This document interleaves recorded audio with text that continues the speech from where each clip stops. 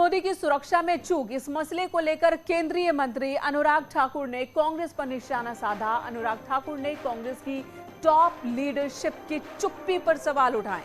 केंद्रीय मंत्री ने सुरक्षा में लापरवाही बरतने वालों के खिलाफ कड़ी कार्रवाई की वकालत की है।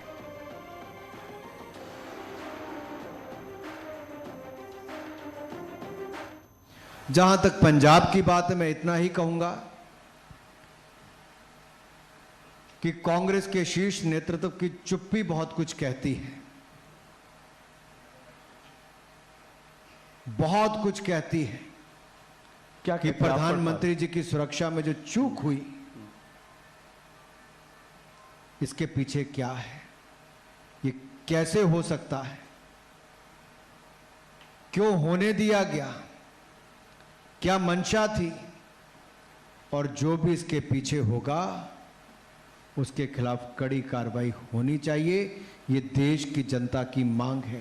प्रधानमंत्री देश के हैं, उनकी सुरक्षा सबकी जिम्मेदारी और राज्य की जिम्मेदारी है। जिस राज्य में प्रधानमंत्री जी का दौरा है और वहां के मुख्यमंत्री, वहां के कांग्रेस के अध्यक्ष, उन सबका ऐसा बयान, बेतुके बयान जिस तरह से आए, वो अपने आप में दिखाता है कि पीछे कौन लोग हैं। तो लगातार बीजेपी नेताओं की तरफ से, मंत्रियों की तरफ से कांग्रेस पर, पंजाब सरकार पर हमले किए जा रहे हैं। बताया जा रहा है कि यह साजिश, और सिर्फ साजिश नहीं बल्कि इंटरनेशनल साजिश है। केंद्रीय मंत्री गिरिराज सिंह ने भी कुछ इसी तरह के आरोप लगाए और उन्होंने कहा कि प्रधानमंत्री की सुरक्षा में चूक हुई और यह संयोग नहीं बल्कि हत्या की साजिश थी। बात करते हैं केंद्रीय मंत्री और बीजेपी के वरिष्ठ नेता गिरिराज सिंह से। गिरिराज जी, प्रधानमंत्री की रैली में जिस तरह से व्यवधान उत्पन्न हुआ, जिस तरह से वहां पर सिचुएशन बने पंजाब में, उसको लेकर के आपने ट्वीट किया है। आपने कहा कि मौत के कुएं में उनको भेजने की साजिश थी। देखिए, मैं नहीं कह रहा हूं केवल, आज पूरा देश देख करके स्तब्ध है कि देश के प्रधानमंत्री के साथ सुरक्षा में इस तरह की कहीं घटना घटती है। ये संयोग नहीं था, ये एक साजिश था प्रधानमंत्री को की हत्या की। ये साजिश किसकी तरफ से? क्योंकि मुख्यमंत्री वहां पंजाब से हैं, वो इसे बहुत गंभीर घटना नहीं बता रहे हैं। आपको क्या लगता है साजिश किसकी तरफ से थी? साजिश केवल राज्य सरकार इसका मुख्य पात्र नहीं है, वहां के मुख्यमंत्री और राज्य सरकार। इसका तार कहीं न कहीं दिल्ली तक जुड़ा हुआ है और ये दुर्भाग्य है कि मोदी का विरोध करते करते देश के प्रधानमंत्री के साथ साजिश कर बैठा। ये दिल्ली में कौन लोग हो सकते हैं जो कि इस तरह की चीजों में इन्वॉल्व हो सकते हैं? अब जब आएगा तो देश भी देखेगा। जैसे अभी देख रहा है कि ये पत्र भेजा गया सुरक्षा के लिए, वैकल्पिक रूट के लिए। अभी तक तो कह रहे थे ना कि कोई पत्र नहीं था, कुछ नहीं।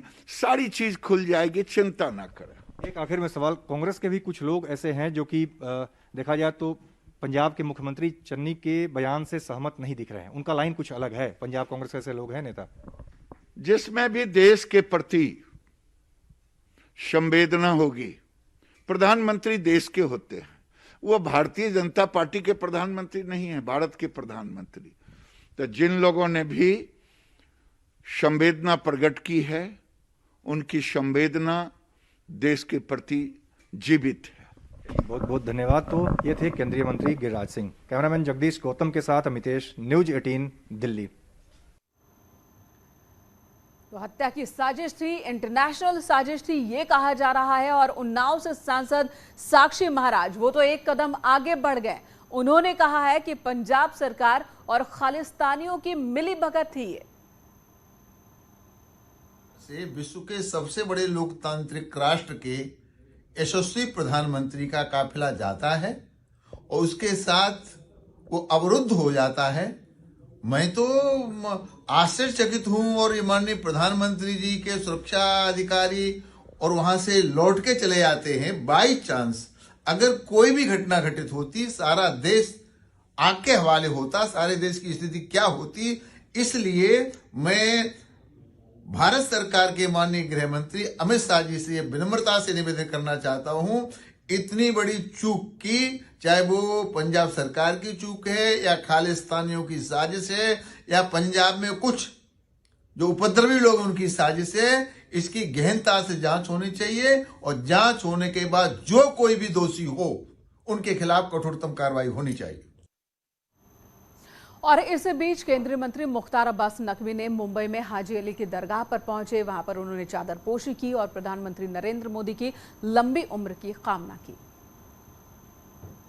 प्रधानमंत्री नरेंद्र मोदी जी की सेहत और सलामती और लंबी उम्र के लिए, मुल्क में अमन और चैन के लिए मैंने यहाँ पर हाजी अली दरगाह में हाजिरी दी और मैंने दुआ की कि मुल्क के ही नहीं बल्कि पूरी दुनिया के अमन और सलामती की लीडर नरेंद्र मोदी साहब हैं, उनकी लंबी उम्र और साथ ही साथ उनकी सेहत और सलामती पूरी तरह से रहे, मजबूत रहे। उधर अखिलेश यादव ने भी पंजाब सरकार की बातों को आगे बढ़ाया और अखिलेश यादव ने यहां तक कह डाला, किसानों से अपील की उन्होंने कि प्रधानमंत्री नरेंद्र मोदी को जाने देना चाहिए था, उन्हें मंच पर पहुंचने देना चाहिए था और खाली कुर्सियों को संबोधित करने देना चाहिए था। तो एक तरह से कटाक्ष अखिलेश यादव की तरफ से।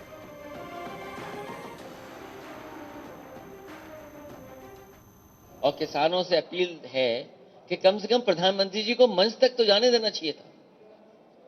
मंच पे जाते खाली कुर्सियां देखते तो अच्छा लगता उनको, और खाली कुर्सियों पे भी भाषण देना चाहिए था, क्योंकि यूपी में भी खाली कुर्सियां हैं उनके लिए। तो कम से कम किसान भाइयों से हमारी अपील है कि अकेले मंच पे बोलने तो देते उन्हें। और वहीं इस मसले पर हरीश रावत का कहना है कि बीजेपी सहानुभूति बटोरना चाहती है। फिरोजपुर में जो हुआ उसे बहाना बनाकर, और सवाल उन्होंने उठाया कि आखिर केंद्र प्रधानमंत्री की सुरक्षा क्यों नहीं कर पाया। बहुत दुखद है, और उससे ज्यादा दुखद है इस पर जो भाजपा राजनीति करना चाह रही है, एक सहानुभूति फैक्टर पैदा करने की जो कोशिश कर रही है। सत्यता यह है कि ये एक सिक्योरिटी लैप्स है। आधा घंटा यदि विलंब हो जाता तो कौन सा बम फूट पड़ता, कौन सा गजब हो जाता। सैनिटाइज करना चाहिए था, और किसान पहले ही कह चुके थे हम रोकेंगे। और वहीं पंजाब के कांग्रेस नेता मनीष तिवारी ने पीएम की सुरक्षा में चूक की बात को नकारा है, दुर्भाग्यपूर्ण और दुखद बताया उन्होंने इस पूरे मसले को। साथ ही घटना की न्यायिक जांच की मांग की है।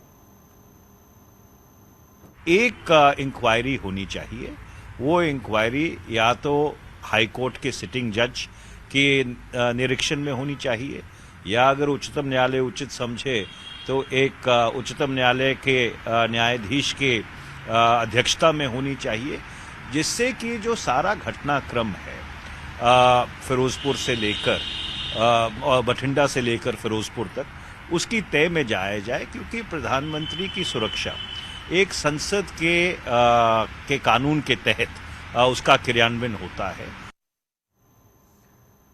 कहीं ना कहीं मनीष तिवारी के जो बोल हैं अपनी ही पार्टी के सरकार के जो मुख्यमंत्री हैं उनकी बोल से थोड़े अलग नजर आ रहे हैं। वो एक ब्रेक के लिए रुकेंगे, तुरंत लौटते हैं।